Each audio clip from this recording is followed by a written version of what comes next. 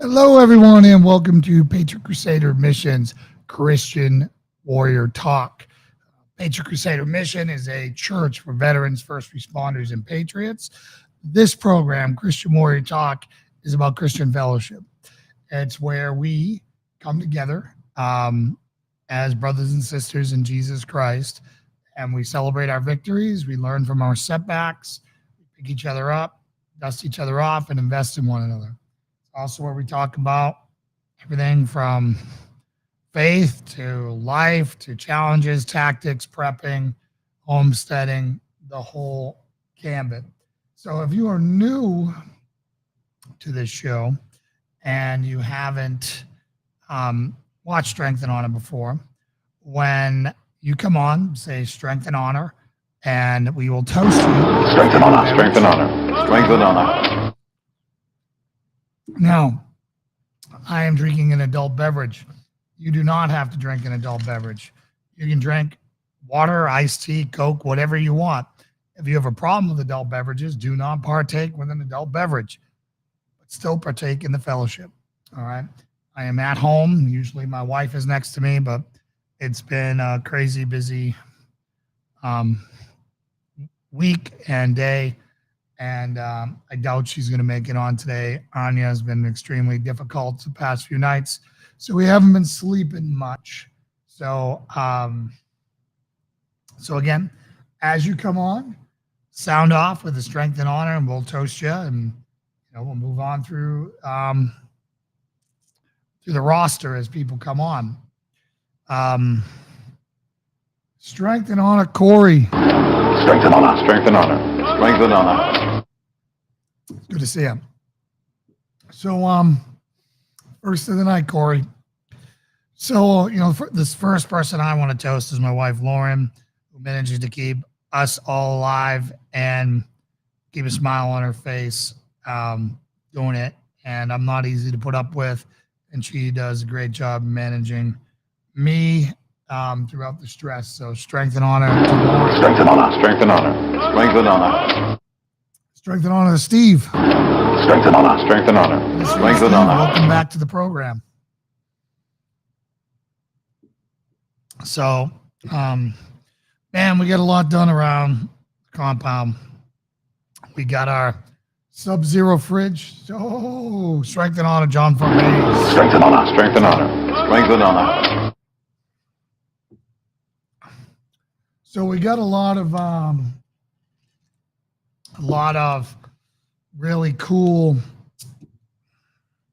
stuff done around the compound this week. We got Linda. Strength and honor, strength and honor, strength and honor. Claudia. Strength and honor, strength and honor, strength and honor. Good to see all of our family here, or a lot of our family here. So as far as things we got on, someone was very generous and donated an old Sub-Zero fridge. It's in here. It's great. And it's going to be, thank God, because our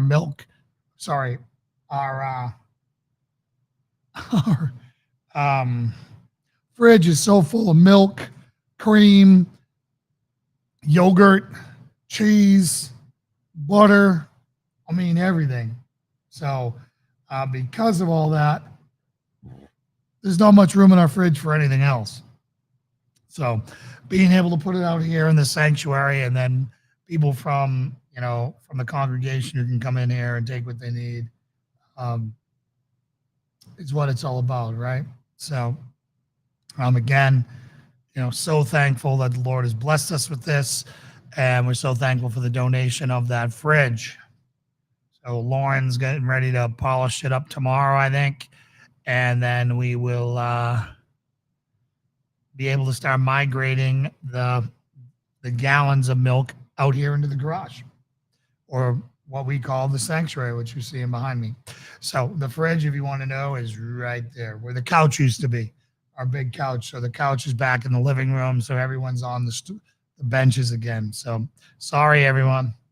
Some other great things is my extremely good friend, Warren, came down and helped me pound. I mean, he pounded every post this time. he did an L, the whole side of pasture 2, all the way down that. I just strung the line and I dropped the post where they were supposed to be and helped him set him up. And he just banged him out like a stud. And I really appreciate that. He was a monster on that pounder, and he got him done. So now we just kind of got to set the corner posts and hang the wire and a gate, and we already got another pasture, and not a moment too soon.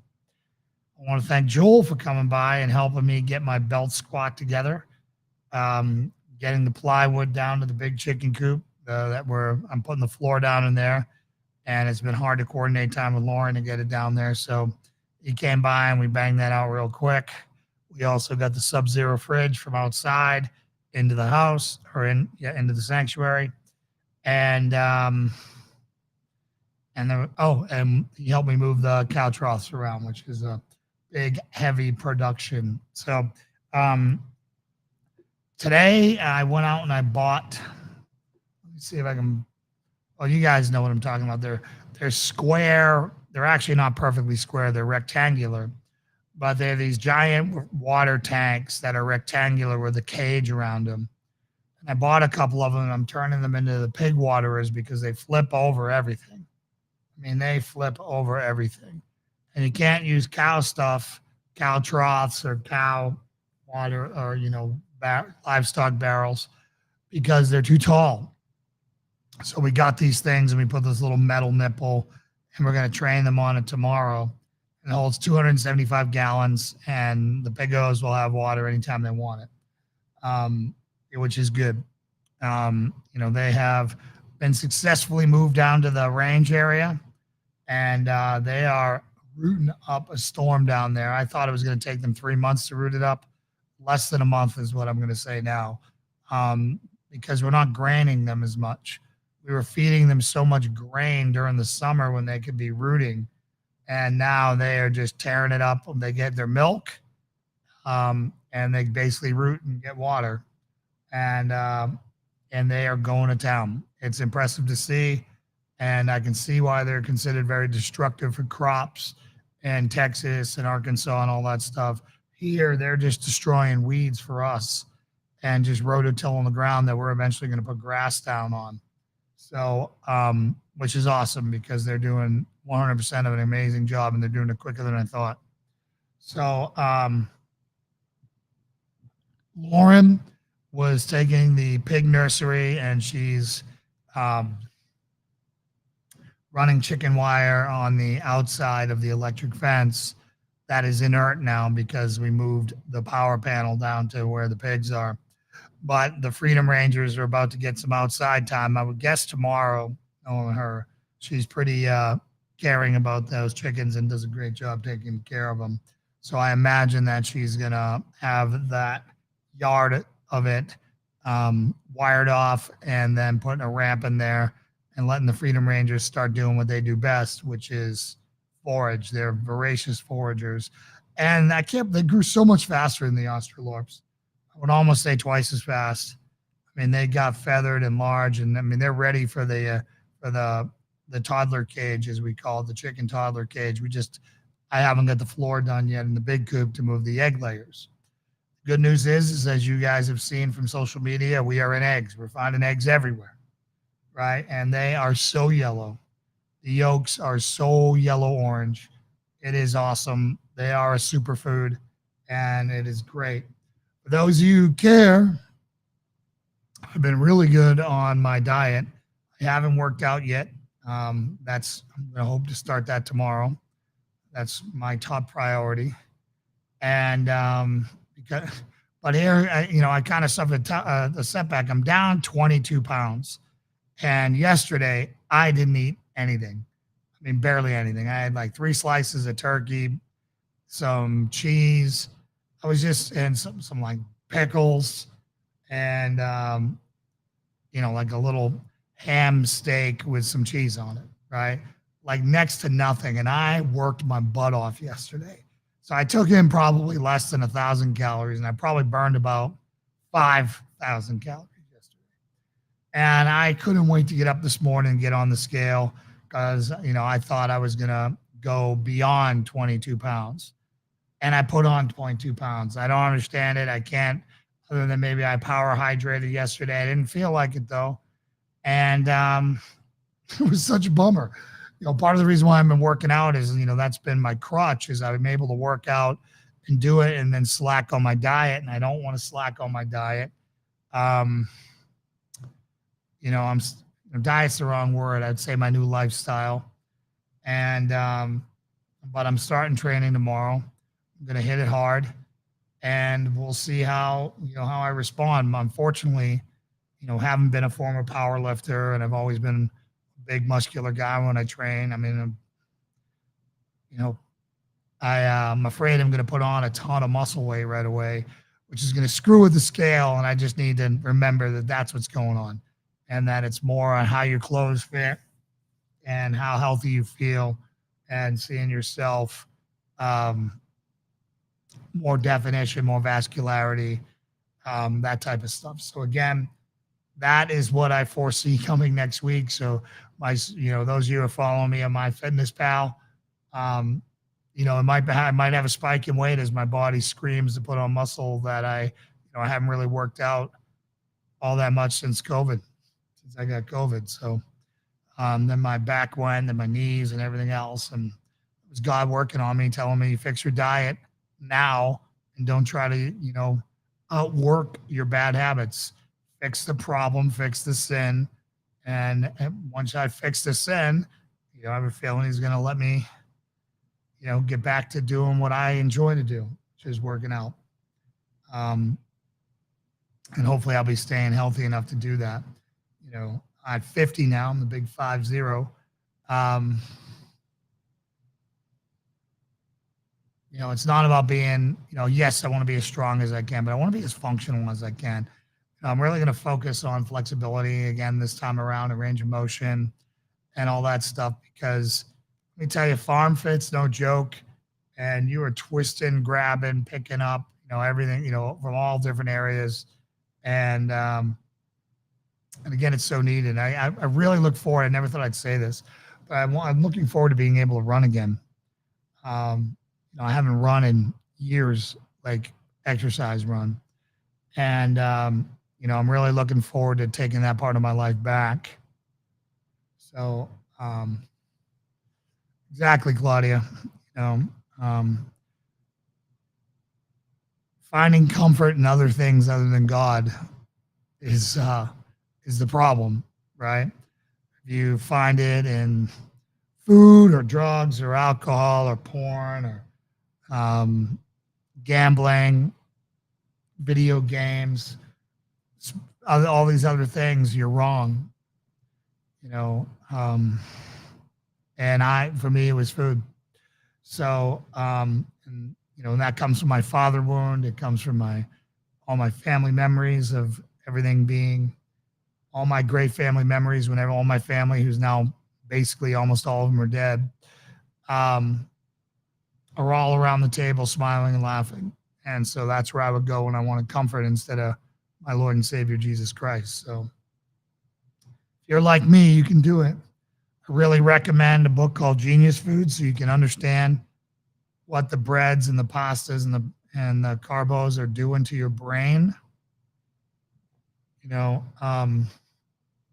I'm in this one right here, which this guy, Alan Aragon,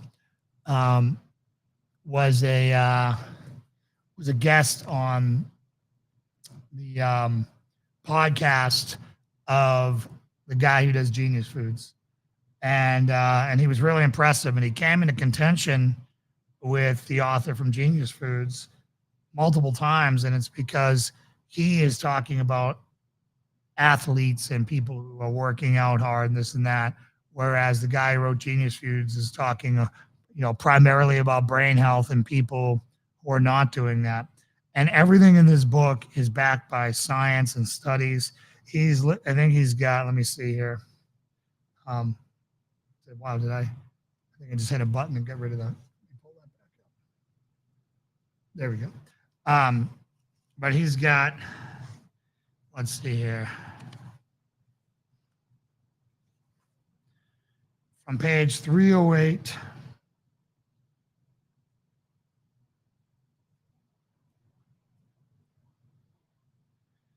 page 335, 565 studies of science cited, and it's pretty darn good stuff.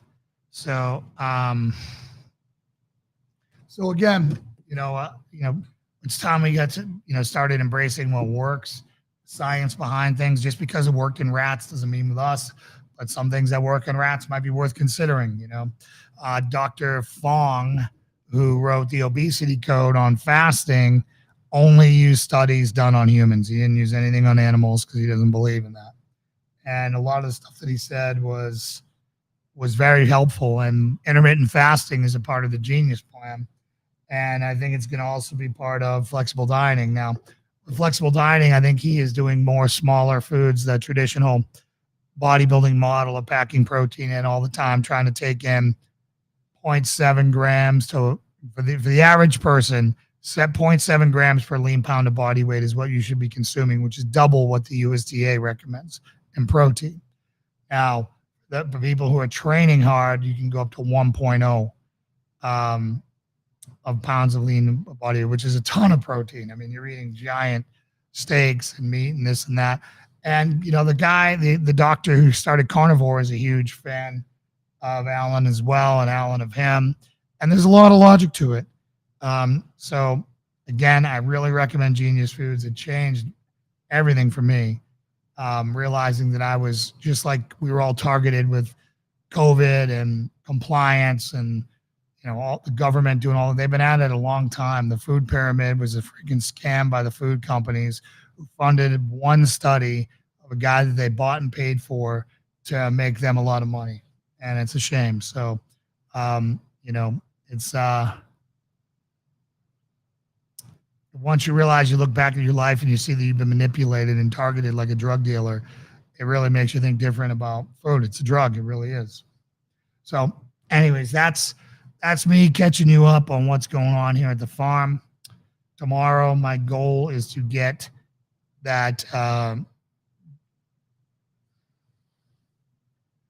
Claudia said, which book would yo? Which book would yo? What I recommend, get the audio book of Genius Foods. He's very charismatic. He's easy to listen to, but it's secular as anything. He talks about evolution all the time. But just because he might be incorrect on how our bodies got to where they are, he's not incorrect on what our bodies are doing currently. It's just whether God designed them that way or he thinks random chaos through billions of years of evolution caused it, right? So I would get Genius Foods first if you're losing weight. So if you want to lose weight, Genius Food, and protect your brain, because the whole thing about Genius Food is feeding your brain what it needs and stop making yourself stupid. Because as you eat carbs, sugars, and all that stuff, you're attacking your brain. Everyone who's on a statin, which is a vast majority of our senior population, statins are doing untold damage to people. They are literally, they stop your brain from being able to produce cholesterol. Your cholesterol is what your brain, they stop your body from producing cholesterol. Your brain runs on cholesterol. And if you're cutting it out in a cholesterol diet, a low cholesterol to a zero cholesterol diet, or, as low as you possibly can, you're starving your brain to death, which is why they're finding the people who are taking statins and all these things are suffering from Alzheimer's, Parkinson's, dementia, et cetera, et cetera. So, and the audio book is just such an easy listen to. They have a PDF attachment so you can get all the recipes and everything else on it. There's nothing really crazy that you need to see in that book. Flexible dieting, there is no audio book. It's very science heavy. I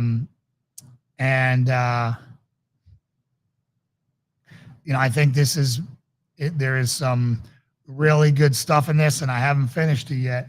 I'll let you know, but I would definitely, for anybody who's going with the low carb, the low carb cycling aspect of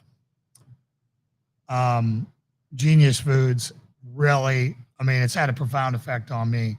You guys know I was drinking pots of coffee, up to 2 pots of coffee a day I'm down to 1 cup, and I didn't even try to cut it out, and I don't even enjoy it anymore because why? I don't have maple syrup in it anymore, right? I'm trying to switch over to black iced coffee, and I just don't. Just not there. Now I've become 100% hooked on lemon ice water. Just ice water with lemons squeezed into it. And now I find that's what I'm craving. It took me about a week or two, but now that's my beverage of choice to quench my thirst. Right. So again, it happens fast. Once you pull the plug on the carbos, it's done now. Now that I've gone through 2 weeks of it, actually more than that, but basically 2 weeks really hardcore of it. I'm starting to roll, even though I'm trending downward and continuing downward. Now, when Lauren and I go out to eat, I'm not worried about going completely carbless. I'll have, a burrito with, a tortilla on it. On Sunday, which is my cheat day, my big cheat meal, I have chicken parm with pasta and a slice of pizza. That's my one meal a week that I live for. Right? That's the one that, I really, after doing my sermon and going out with my family, that's what I do. I go get my chicken parm dinner from my favorite local restaurant with a slice of pizza, maybe even a little bread and butter, and then just keep on rolling. Right? So, you're not saying goodbye to everything, but just understand it's like, when I do that, I understand I'm like smoking a cigarette. Right? I've never smoked cigarettes, but that's the way I look at it. There's nothing healthy about me eating that meal. It's my treat. I do it once a week, or I reserve that for weddings or birthdays or occasions, etc. So I can partake and be a part of the festival because of the socialization aspect of it and everything else. But as a whole, if you divide it up, 2 to 3 meals a day times 7, one of those is out of whack. So at a minimum, it's 14. So I'm do the percentage. I'm doing 1 to 2 meals out a week, a whack out of 14 if I'm doing 2 meals a day. If I'm doing 3 meals a day, then there's 21. I'm doing 19 meals right too bad. So, do the math. And it's completely sustainable. It's a completely different lifestyle. And now I look at everything and look at it and say, what does that do to my body? Does it help my body with the superfoods or does it hurt my body? Right? This, because I'm not drinking red wine tonight, I just didn't have time, hurts my body. Right? It's a treat after a week of work. So I'm having a couple beers tonight. My porch rocker, which is lemon with a white ale. It's got gluten. None of us should be eating gluten, but it's got gluten. And, again, doing it only on a Friday, not so bad, right? Doing it 3, 4, 5, 6 times a week, that's a big problem. You're sabotaging yourself. You're shooting yourself in the foot.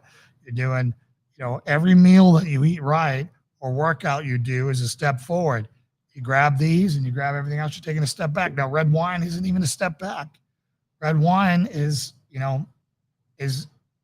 so good for you in measured quantities, right? The antioxidants and the things in there that are great for your heart and everything else, just like coffee is actually really good for you in certain doses, like super good for you if you're getting the organic stuff. It's been linked to fighting Alzheimer's and heart disease and all kinds of things, right? And so, again, I don't want to give up coffee because I know how great coffee beans are for me.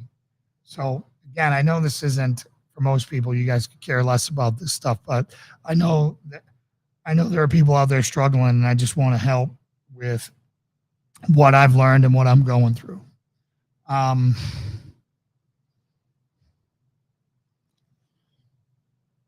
So as far as that, if those of you want to know how Trident Shield is doing, our security training and consulting company, obviously because it's been over 60 active shooters last year, and they continue to rise in incidents, and most of our competitors went under during COVID.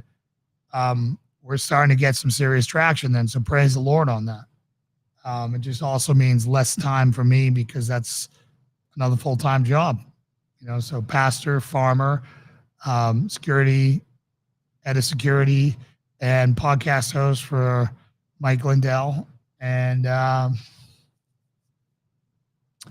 CEO, founder of Trident Shield. So it's an awful lot on a plate. So, pray for discernment and for God to take away what's supposed to go away and for God to, bless what we're supposed to stay in, right?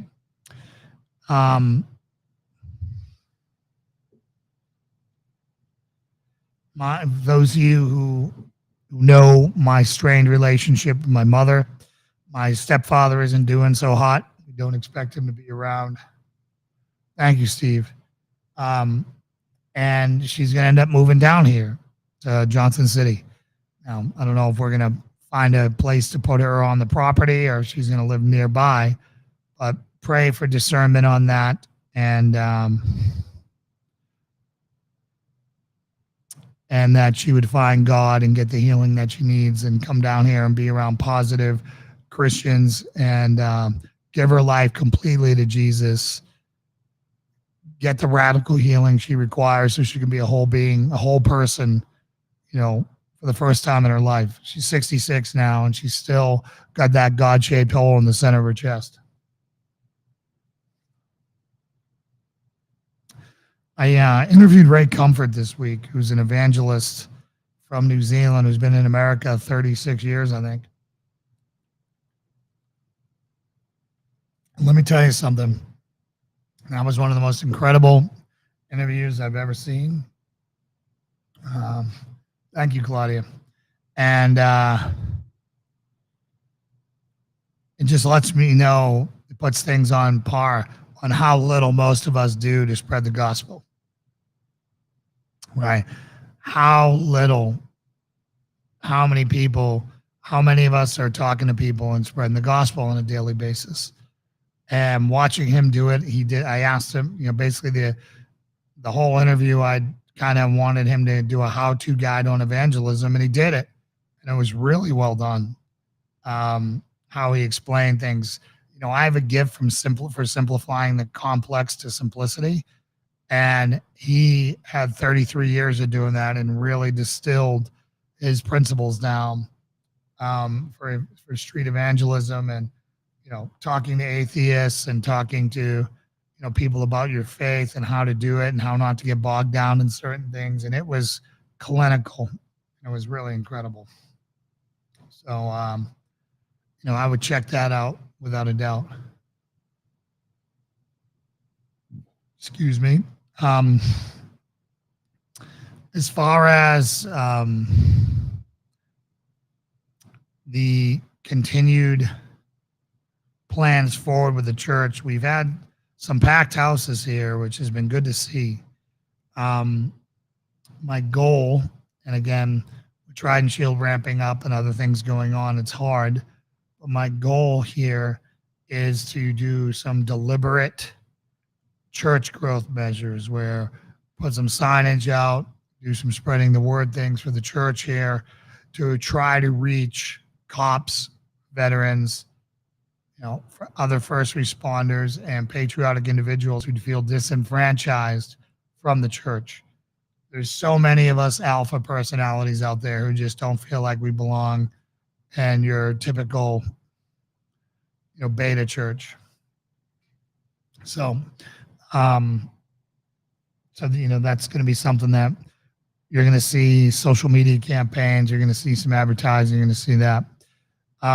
Our active shooter trainer the other day, which basically wasn't active shooter training. It was how to roll out a successful workplace violence program.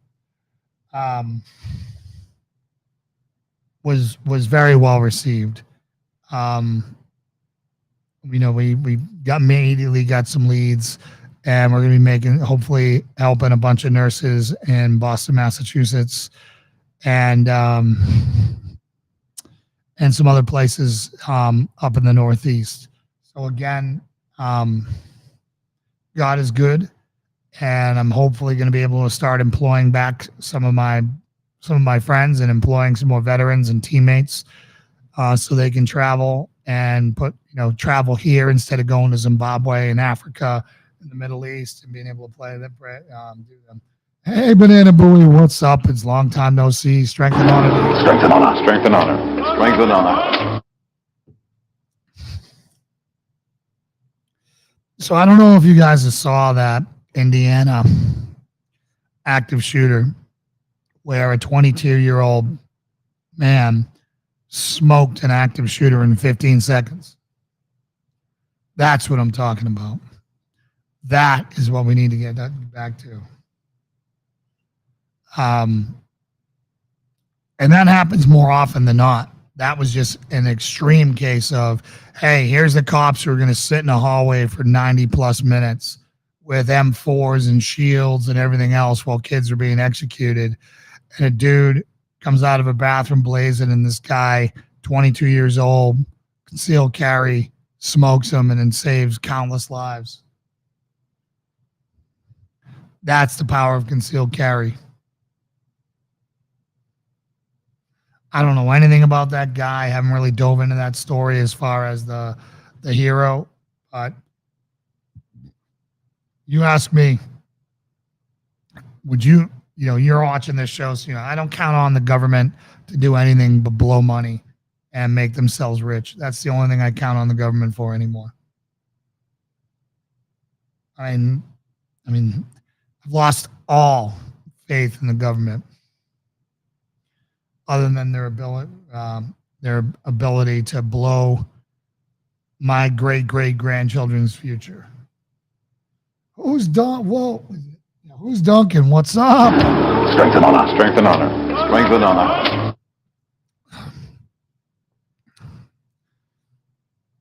If that isn't a classic comparison case where who are you going to count on to save you other than you, or save your kids other than you? Do not trust the authorities to protect you. You can't. No one cares about your life and your family's life more than you do. Fact. The police departments have gone away from the whole demilitarization of the military and the whole defund the police, but really the demilitarization of the police has led to them hiring based on diversity instead of hiring warriors. So they're hiring cops that want to hug people, and they're not the same cops that will run into gunfire to save kids' lives. They're freaking cowards. And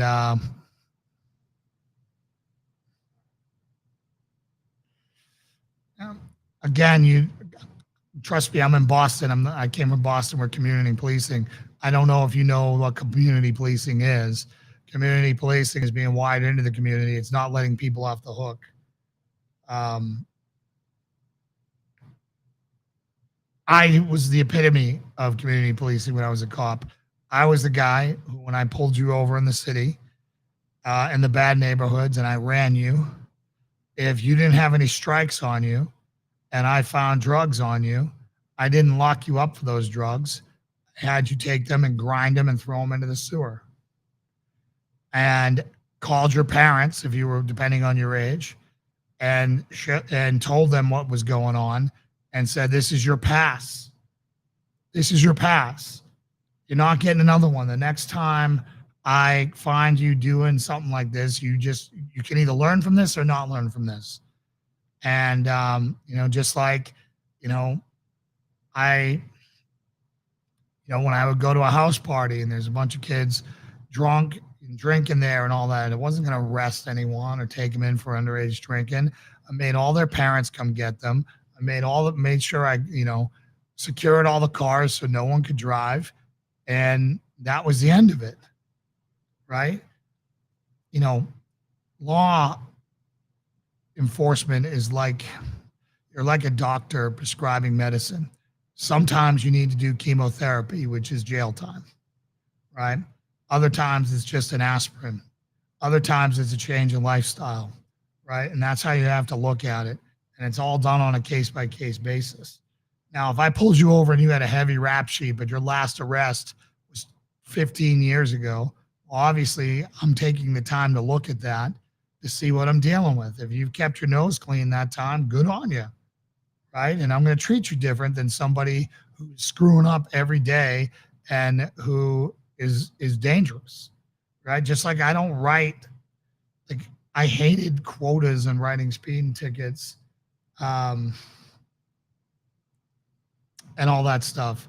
You know, if you're that guy weaving in and out of traffic and endangering other people, I'm going to pull you all day, right? And I'm going to write you all day. I'm not going to cut you a break. If I was a cop, if you're that jerk, that arrogant jerk who parks in the fire lane in front of Starbucks because you're too important to park your car, I am going to write you all day, every day. All day, every day, because everyone else had to walk their happy butt in there. You should too. No one's that important. Um, and I'm sorry, the guy who's fighting to, running late to work and, and a junker who can barely get there. He's trying to work his way out of it. I'm going to cut that guy a break. That's compassionate policing, but community policing too often means letting everyone go, and that's not what it should be. Evil is evil, and you squash it, period. You squash it. And that clarity is what's needed, right? And I also treated everyone with respect. You treat me with respect, I'll treat you with respect. You escalate, I'm gonna escalate over you. That's just how it has to be for my safety and your safety. So, but power tripping cops, there were cops that would come to my calls that I told never to come to one of my calls to back me up again, because they would always escalate the person I was arresting by taunting them or saying something stupid. And they were always little Napoleon cops, $135, short jerks who just love throwing around their authority. And I'm like, get out of here. I don't want you here. So again, not all cops are the same. It's a hard job. I don't know why anybody with a good head on their shoulders would want to be a cop today. The risk to benefit ratio, the odds of being screwed trying to do the right thing. You're being hated. You're being targeted for assassination. You're doing this, and everyone says the cops needs more training. How about the public needs to comply? Everyone with a stupid phone wants to try to catch a cop in a slip up so they can be a YouTube star or sue the police department. That's the problem. There is no pretty arrest other than turn around, put your hands behind your back, click, click, click, click. You get in the back of the car and you settle it in court. Everything else is going to look horrible because I have to pain compliance you into custody. Now that's either with a taser, with a billy club, with a choke, with an arm bar, or a beat down. But that's what's going to happen because you're going to jail. You don't get to resist. And that's what people don't understand with all these YouTube heroes out there. Settle it in court, period. So anyways, you don't worry, you'll never see me in law enforcement again. I don't like being involved in other people's problems anymore. Only people who come to me for help in the church, they will get my help all day long. My friends will get my help all day long, and all that. But I'm no longer going out and risking all for an ungrateful public. Because that's what it basically comes down to. You can do 1,000 great tours. You make one screw up, and now you're either in jail, in the hospital, in the morgue, fired, right? And it's a zero mistake profession where you have to make decisions in a hundredth of a second that will be analyzed in a courtroom, over years. And until you work in a zero mistake profession where your life is on the line, you'll never understand it. You'll never understand it. You're at best, you're a Monday morning quarterback, but at least a Monday morning quarterback was still a quarterback. He just is retired and wasn't in the game anymore. So that's my rant on policing for the night. Oh, man. I'd love to know, how everyone's Bible reading is going. Mine has suffered a lot. You know, I'm a pastor. My studies have suffered a lot. I've been really diving into Jordan Peterson's lectures. I've been listening to a Messianic Jew, and him talking about the original context to the for the Jewish people, um, with the New Testament and the Gospel, and at the same time, trying to stay sharp in my Reformed roots, and it's a lot of work, man. It's a lot of work, and I'll tell you, particularly the Jordan Peterson series, it'll stretch your brain. I don't. He isn't the strongest theologically speaking, but you're literally talking or listening to a guy who's stretching his own ability, and he's one of the brightest men on the face of the planet today.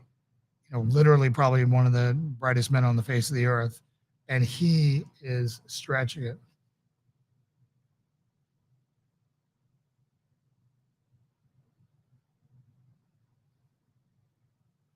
Awesome, Corey. Thank you for your service. Hardest, most thankless job in the world. Do you mind saying what city you're in?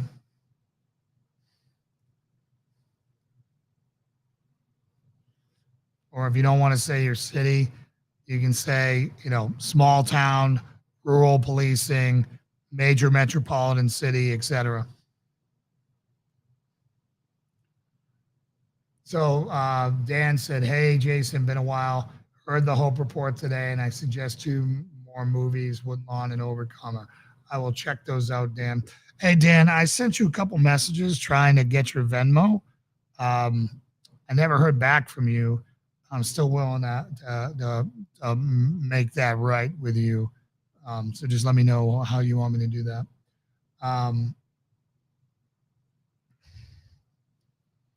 We got an election coming up here, and it's almost August now, right? So, in a couple weeks, it's August. You got September, October, November. You got 3.5 months. Again, I'm not familiar with that town, Corey. But obviously, policing can be very different. I've done it in major metropolitan city in Boston, then I've done it in a 750 square mile county, and it's completely different jobs, both very dangerous, but for very different reasons. And you can keep most rural policing, if you ask me. It's a lot of alone time. Your backup is sometimes 45 minutes away, with a lot of winding roads and a lot of deer in the way to get to you, and you're going to domestics and you're on your own. It's, back roads, no signs, no cell service, no radio, no nothing. It gets really sketchy, particularly in the mountains. I can imagine in there. Dan, is work working back out for you, Dan? I'll be praying for you. I hope you and the fam are doing great. Miss you on the show and all that. So you would love my my last sermon on Sunday. I went to Genesis 1, and I broke down your favorite word, yom, and how it has. I can't even remember. I got to look at my notes. Oh, I happen to just have them here. Look at that. So yom, which is the word for day, was used 1,181 times as day. And of the word not being literal, and then here are the different times. It was used 67 times as time, 30 times as today, 18 times as forever, 10 times as continuously, 6 times as age, 4 times as life, and 2 times as perpetually. So thanks, Corey.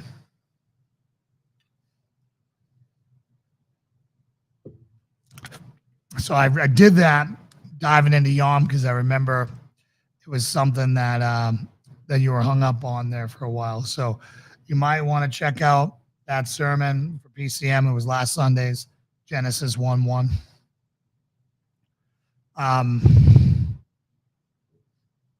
But we got this election coming up, and you can already see them ramping up the next wave of COVID, the next emergency that they can do um, to force people to accept mail-in balloting so they can try to steer another election. I knew it, man. I knew you'd enjoy that. But there's some context in there, man. There's some context. And we can't let them do it, guys. We cannot. We need to get out in the streets, and we need to don't go to D.C.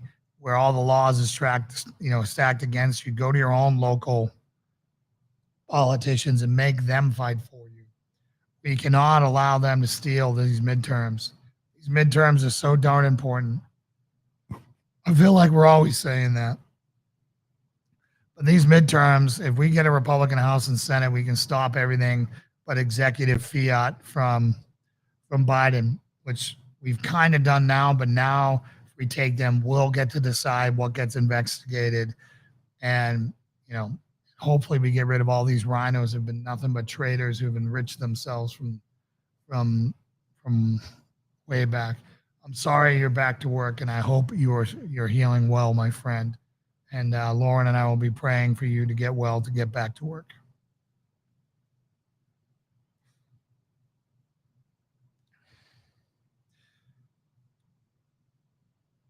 My friend Ken Peters, who is a pastor and founder of Patriot Church, based out of Knoxville, he's very wired into the pro-life movement.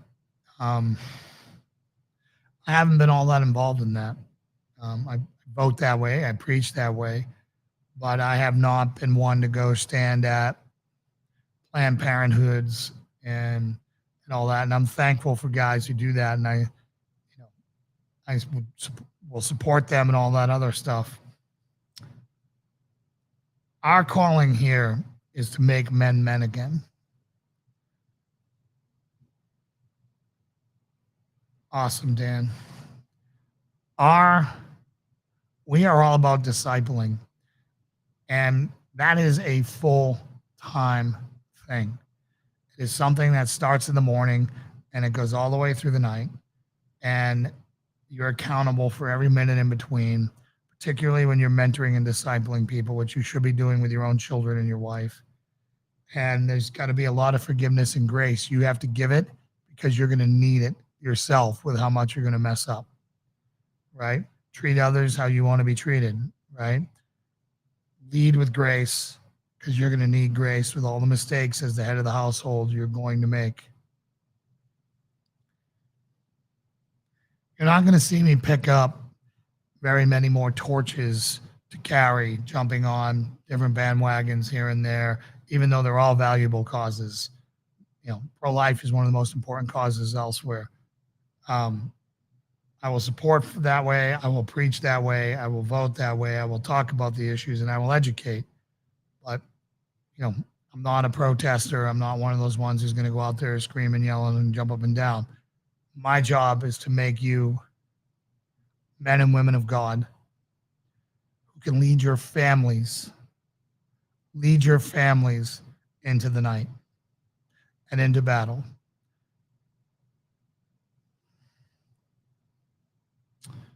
An old neighbor of ours from Maine,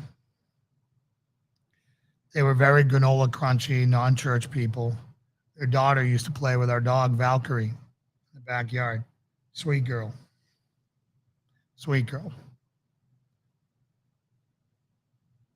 We left Maine over a year ago. A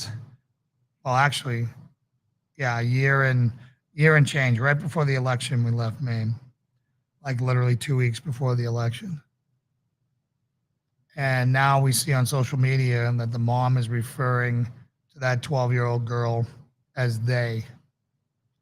She's declared that she is binary, and God knows what that even means.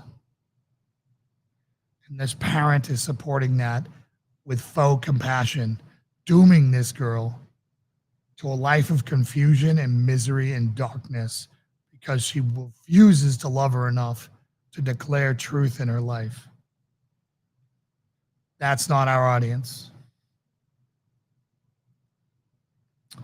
My mom, the other day, I was talking to my mother on the phone, who is not a disciplinarian.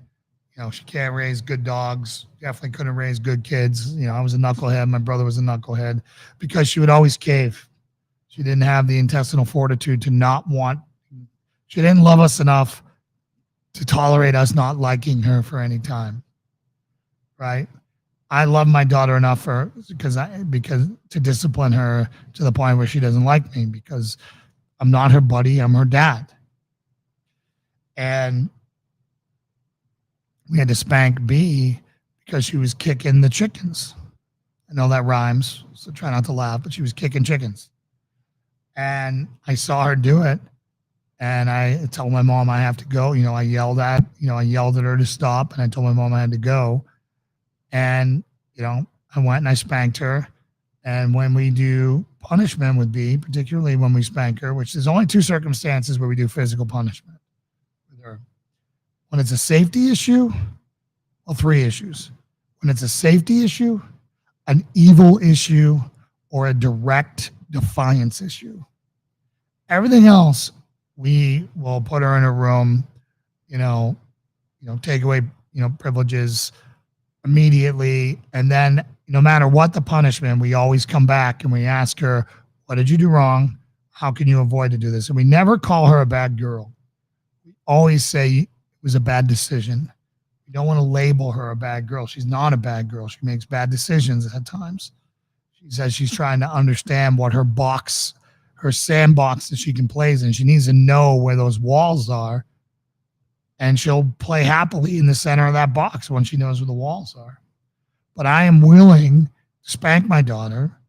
She's got a diaper on, right? It's more hurting feelings than anything, because it's important enough to correct those actions so that there's no doubt that what she did was incorrect and she should never do it again. And then checking retention afterwards and how to avoid that. And it's sad sometimes. It can be really challenging and sad sometimes, but that's what we have to do as disciplers. We have to, whether you're discipling, not spanking or whatever, but we have to tell people the hard truth. We have to be willing to fight them for them, which may mean offending them.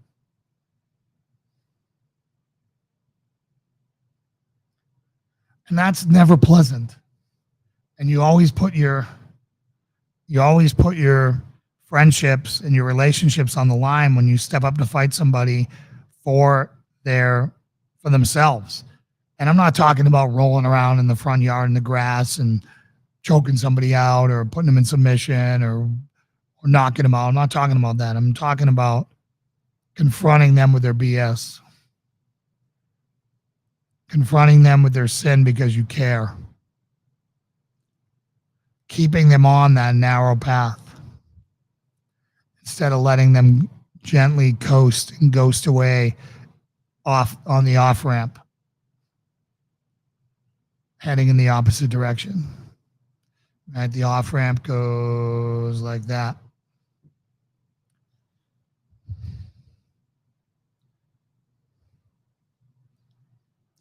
We haven't talked about war councils in a very long time. My war council has taken a heavy beating, and it's shrunk substantially, but I still have one. It may not all be local anymore. Some may be here and others may be in other states. But going to that war council and being held accountable and repenting and confessing your sins to them so that they know how to support you. Too often as men and as Christians, whether we're men or women, but particularly men, we never want to admit our faults to our friends. We're so busy posing and puffing up our chest and trying to be tough guys and trying to pretend we're something else. Let that all go, man. Admit all your faults and start growing.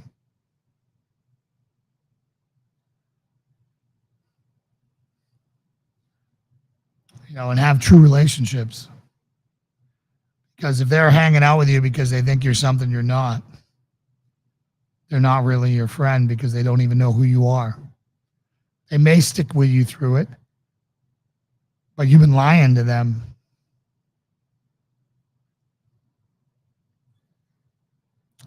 So that's something I want for all you guys, is to take off the mask, be the real you with the warts. In fact, that's something that we do pretty well as Christians sometimes, is we lead with the warts. We say, hey, once you're a balanced disciple of Christ, hey, here's my testimony. This is what I struggle with. Your testimony doesn't end like when you get baptized, right? That's just the beginning of your Christian testimony now, and weathering the storm and how you did in the eye of the storm and in the hurricane and, and the storms of life and the war of men. Who were you? Who are you? That is where you're going to find, who you are, how you handle those things. And you're going to have regrets, and you got to share them with your friends. It's healing. It's what we do. It's what the Bible commands us to do in fellowship, and we need to be doing that more. Hey, Captain Kid. Strength and honor. Strength and honor. Strength and honor. Need to be doing that more. Really do. And if your friends aren't people that you're willing to share that with, you need to get new friends, right? You need to get new friends, because anybody who you can't share your worst part of your side of you and your most shameful things is not somebody who you should be investing your time in.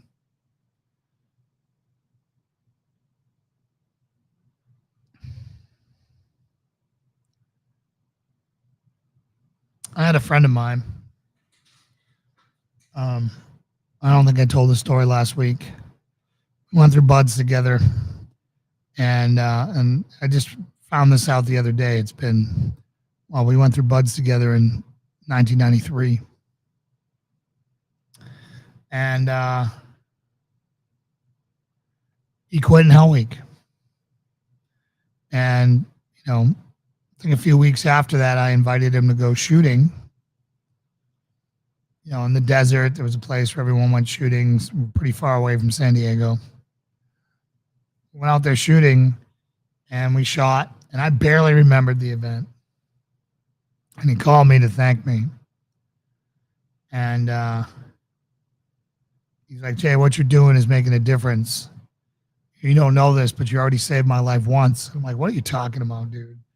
What are you talking about? And he's like, that day we were going to go to the range. I had every intention of killing myself at the range, but I didn't do that because of you. You treated me as a friend, showed me that I was worth something. And that was kind of the turning point for him. He went on to have a very successful business, a great family. And then I lost touch with him, of course. Like, he moved away, he was gone. He was ashamed. He kind of buried himself in his new life. Like 20-something years went by. And I'm like, man, I really miss that guy. I miss that friendship. So I tracked him down. I called him at his work. He had a pretty unique name, so it wasn't hard to find. And I rekindled that, and he told me, Jay, you have no idea how much that meant to me, that despite being a quitter and this and that, he's like, you asked me, why'd you call me, man? Why'd you call me? I'm like, because you're my friend, dude. I don't care about your title. I don't care what you do for a living. I don't care about all that other stuff. You were a friend that was there for me thick and thin, and I will be there for you thick and thin. Just because you stumbled and just because you weren't meant to be a SEAL doesn't mean anything to me. That's what kills me about these stupid, like, midlife crisis programs where guys go and get screamed at and crawl around in the sand and pretend to be something when they're just doing it for 72 hours, 46 hours, 96 hours, whatever, and they go back to their life. There's no like risk in that. Like, do you have it? No, you don't have what it takes. You know why? Because you didn't do it. And now coming and pretending to do this for 3 to 5 days so that you can, feel like you had what it takes to be a Navy SEAL. You'll never know. But that doesn't matter. That's the point. What matters is your relationship with God. What matters is how you treat people. God's not going to care that I made it through buds.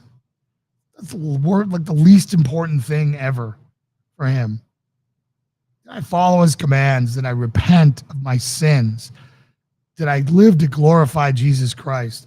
That is everything and all I care about.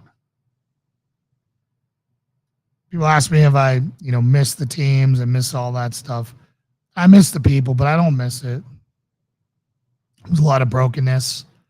I wasn't the best version of myself there. I was an atheist. I was selfish, insecure, self-destructive. Now I get to help people where it matters. That's eternity. Help them be better fathers.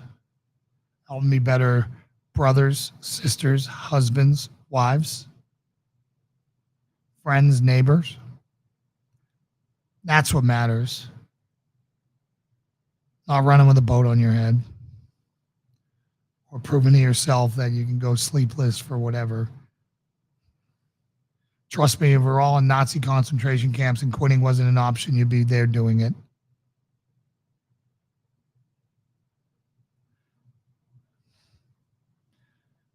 So, yeah, I know a lot of guys who are trying to do a lot of good with those, what I call midlife crisis things. And, maybe they're great at supporting people, but they're never addressing the root cause of the problem, which is the God-shaped hole in everyone's heart.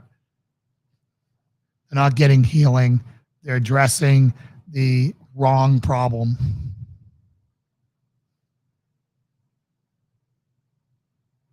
Is it beneficial for them to get confidence and do all that stuff? Yeah.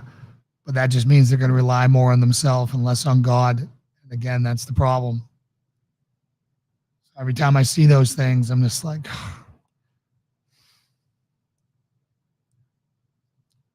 just roll my eyes. Oh, Reno, just as I'm getting ready to sign off, brother. Strength and honor. Strength and honor. Strength and honor.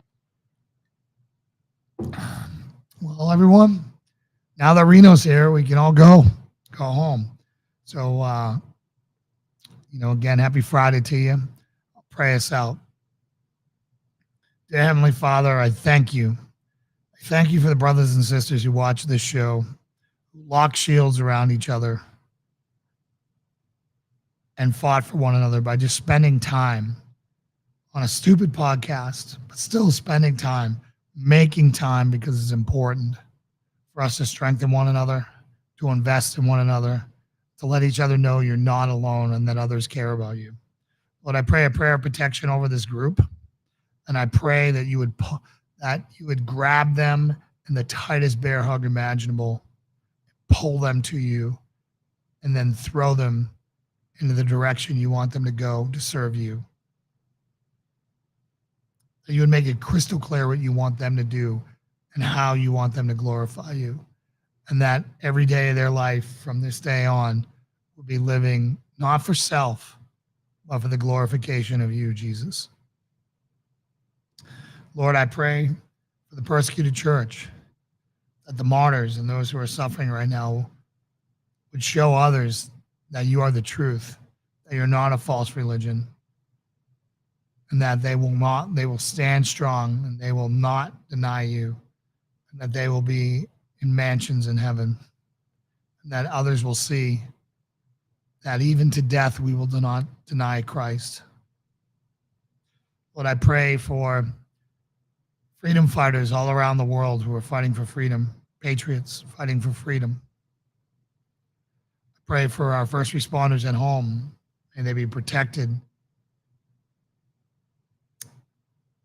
May their families also be protected. Lord, I also pray for our troops serving overseas and abroad, taking the fight to the enemy, working in the hardest conditions the military's ever known for a corrupt administration that is undermining and making the military weaker every day and demoralizing them. I Pray that you would speak into them, Lord, and have them hold the line for just a while longer, because it will turn. And I pray for America. Pray that America would repent of its sin, turn back to you and seek your face, and that you would cause revival to break out throughout this land that I love so much. I pray all these things, the name above all names, the King above all kings, in Jesus' name. Amen.